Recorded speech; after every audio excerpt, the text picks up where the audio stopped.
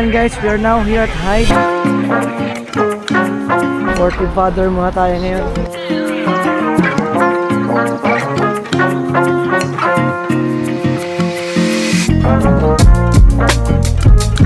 Alright guys, mag-coffee shop muna tayo dito sa tabi lang ng Hive. It's called Milltop. Sa second floor nito guys, may mga libre daw photocard, sabi ng anak ko. Yun o, buy drink set and get a gift inside. Tignan nyo, very K-pop.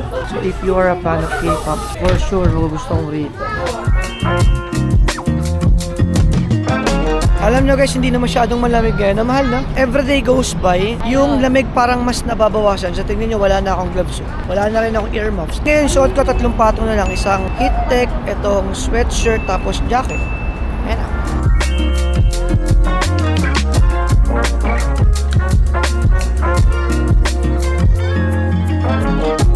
Hindi kami kakuha. Kasha yan.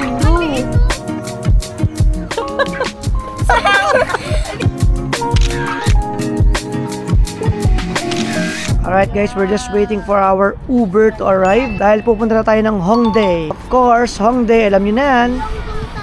Shopping!